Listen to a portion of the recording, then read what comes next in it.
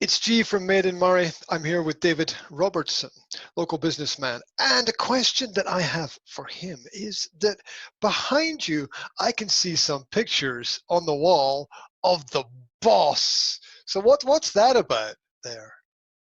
Springsteen came into my life in my teenage years when the tapes of Born in the USA were doing the rounds. 1984 time, I think it was, roughly. I would check that, I'm pretty sure it was.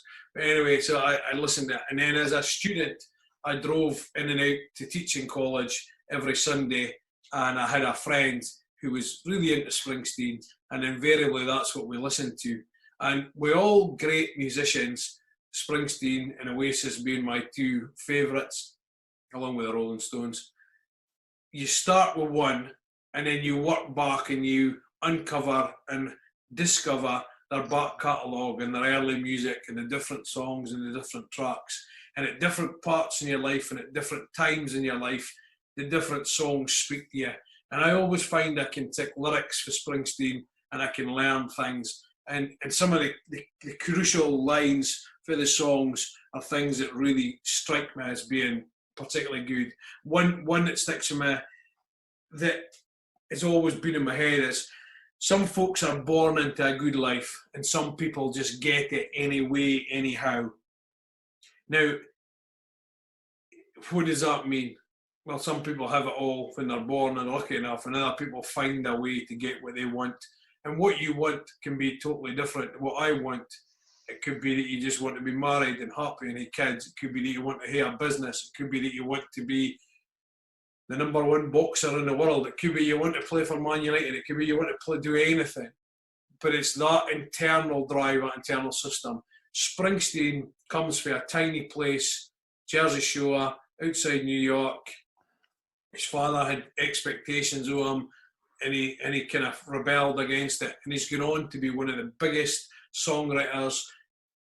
And I went to see him on Broadway, and he said, on Broadway was the first time in his life he's ever worked 5 days a week, and yet all he ever has done is sing about the working man and the factories. But he wasn't singing about himself, he was singing about his father.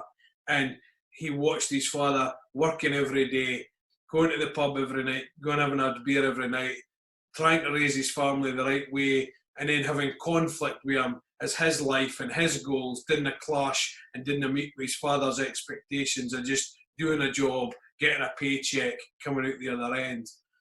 And it kind of resonated and struck with me, that Conversations as well, because his nickname, the boss, that he used came about because he used to distribute the money to the other members of the band, because that's what he did. He was the organiser. He didn't particularly drink. He's never drunk. He didn't get involved in that whole thing. It was all about the music and the lyrics and the songwriting. The first 2 albums were a flop. It came back with the 3rd album, with Born to Run. It became this huge success, and then it went catastrophic with Born in the USA. But the actual really interesting stuff is on the early albums, it's on the late albums, it's on the Ghost of Tom Joad that nobody really listened to and liked to the same extent. It's on the Rising. I liked it. That's good. It's on the Rising after the bombings in 9/11, and how he expressed his feelings about New York and the darkness of, like a record like Ghost of Tom Joad, or the darkness in Nebraska. And everything speaks to everybody. So you might just like the poppy, Born in the USA, Darlington County, Hooks, the glory days, the American kind of hoo-ha and the waving the flag. It was never about that if you actually look at it. But if that's what you took to it, that's fine. That's absolutely fine. But go and look deeper. And that's what's interesting about business.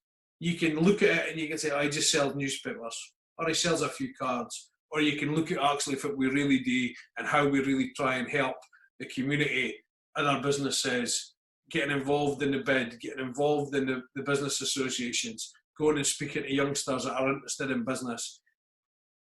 And that is the key thing. That's the key thing. It's looking beyond the headline and looking at the story.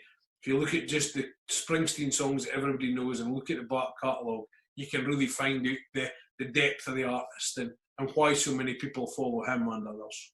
Oh,